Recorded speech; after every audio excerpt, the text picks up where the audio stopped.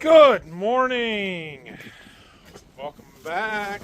We just finished our first delivery, for our delivery for today. So we're back around the seed warehouse. I'm going to load up these piles and take them down to the farm since I have the trailer hooked up.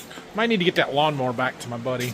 So I'm gonna go work on that, and then we'll see. I think Dad wants me to do some drone spraying this afternoon.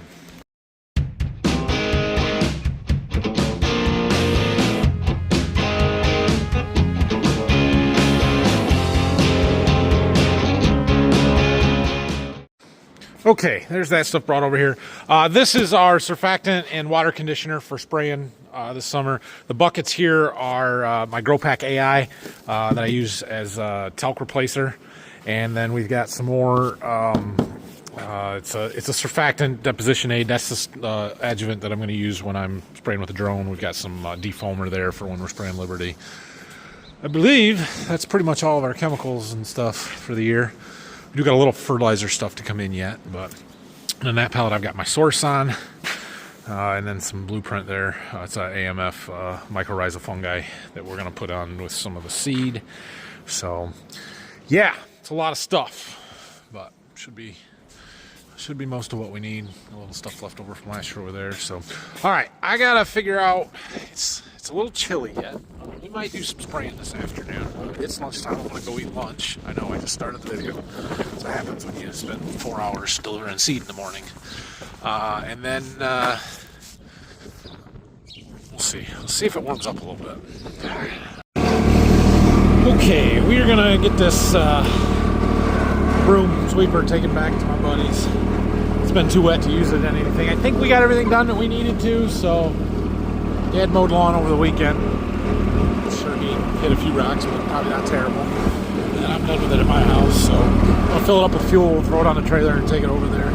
It's the same guy I got those seed firmers from. I had a whole box of them, and I got extras, or not extras, just ones that I didn't use that are his, so I'm going to take those back as well. I guess we're going to try this. We gotta load up our stuff. We only need one tank. Got the generators. I do have a little dilemma though, because you'll remember a week or two ago I robbed the pump that I was using to fill the drone for seed treatment stuff, because that's what it was from initially, and so now I gotta figure out how I pump out of the totes into the drone. Okay, I just grabbed a 12-volt pump, so we'll have to have a battery sitting there to use this, but that'll work. It's one of our chemical pumps. I just took the hose with the meter off and put my longer hose on so that we can use it to fill the drone. I think we're about ready to go here. Xander's been cleaning our drone off for us. I got some chemicals mixed up. We've got enough here to do 50 acres, 51, which is the field behind the barn here. Got our glyphosate in there, which I just measured out by hand. We got some water conditioner, and we've got some drift control surfactant. So that should be good. I'm going to throw our tote mixer in there just to keep everything agitated. I think that should be it. We'll throw the drone on there and see if we can't get this set up. Loaded, charging, let's go. Well, let's see if we take off and soar or crash and burn. First flight of the year.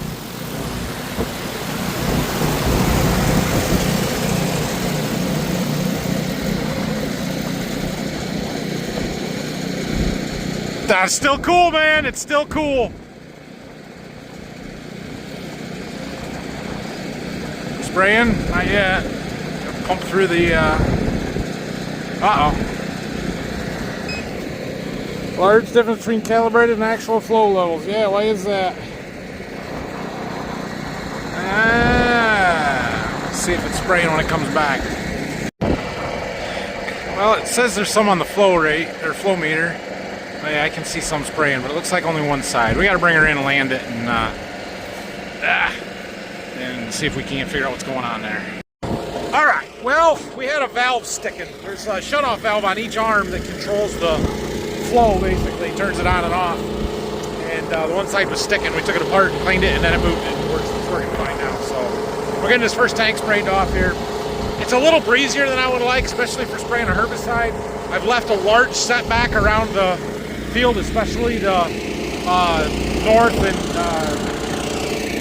east sides where they're next to sensitive stuff from neighbors and stuff, so that hopefully we can stay off of that. We're running a very large droplet size, trying to stay close to the ground, and a little bit narrower spread patterns to kind of offset that. So we'll see what kind of job we do. My 12-volt pump, she's not real good. It's slow, which isn't that end of the world today, but it's also leaking. Apparently our housing is cracked. No good. I'm gonna have to buy another pump. Tank 2. Yeah, still cool. Still cool. All right. Let's talk about what we're doing here a little bit. So we are spraying glyphosate, aka Roundup, and we're spraying it on volunteer wheat. So where we're sitting here is kind of a waterway. Here, look at my map. In the center here. And this field goes over there, around that side, and then in front of us here. And you can see it's a little green. We don't want that. That's volunteer wheat from last year, so we're spraying it to kill it. The interesting thing to me is that I sprayed this last fall before we did the chiseling, tillage work, and killed everything that was already growing. I sprayed this field with the big sprayer in the afternoon one day. The morning, I sprayed the field across the lane between the buildings, my house, and the farm here with the drone, because we tiled that farm and it was rough. That field has very little volunteer wheat, or it's a lot smaller and farther behind what is there. This stuff is a lot bigger. So is that due to the drone having better kill, better efficacy, or is there something else going on?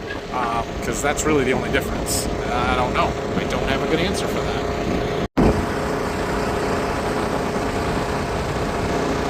It's doing what it's supposed to be doing. Like I said, it's a touch breezy. The weather station said 10-mile-per-hour average, 10-minute average wind speed was 10 miles an hour. So that's a little higher than I would like, but it's not outrageous for spraying. So like I said, we just want to be careful on the northern edge of the field. There's an alfalfa field next to us over there. So we call this field the hill because there's a big hill on it. And so I'm just kind of watching the drone. It's climbing it and following the ground contour really well. That was one of the big upgrades of the T50 over the T40, was that it was supposed to follow the ground contours faster because it's got a better radar. It works. I'm sure a T100 would be even better, but this does everything that I need it to do. So, yeah. And it's gone behind the hill. Well, we're making our way across here.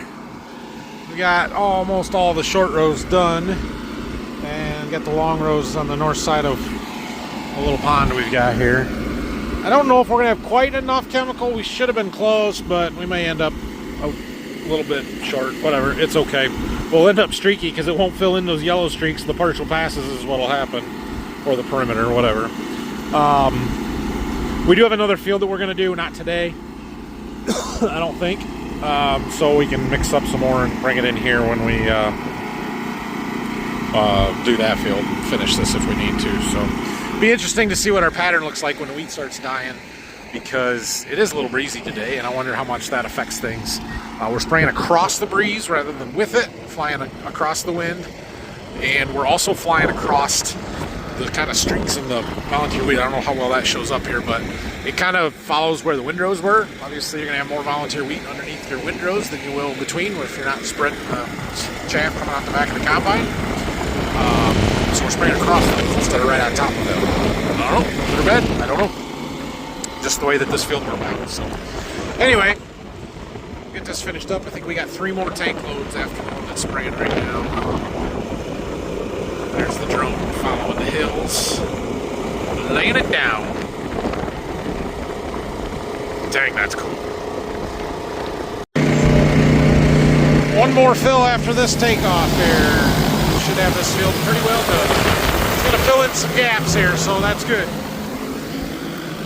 If we're going to run short, it'll be on the perimeter anyway. Not that big a deal, especially if we're along the alfalfa, which we should have plenty of buffer, but not doing the perimeter over there is not going to hurt anything. So cool. Well, everything worked pretty well once we got the first stuff going. We were only spraying out of one side on the first tank, and the valve was stuck. But I took it apart. There was pressure behind it, but it moved like it was supposed to. I put it back together. It still didn't work. Took it back apart again and made sure everything was good. And I didn't really do anything other than take it apart, put it back together, and then tap it. It went. It's been working fine ever since, so it's good. Well, we got that done, so that's good. We might do some more drone spraying. I don't know what tomorrow looks like. They were calling for rain. If we get a chance to do it before the rain hits or whatever, we'll do that. I do have a seed truck coming first thing in the morning, and then I have a neighbor bringing me some beans to treat, 6-7 boxes, something like that, late morning, so we'll have to do that. I did get all my fittings and parts that we need for this project, so if it is raining tomorrow, we'll work on this. Dad's still moving along with his barn project out there. I gotta go talk. I'll show you some more sometime, but he's redoing the south wall outside there. So anyway, I'm going home. Thanks for watching today. If you have any questions or comments, leave them down below. Don't forget to like the video, subscribe to the channel, head on over to Farm Focus, get your merchandise. There, we're good. Wrap it up.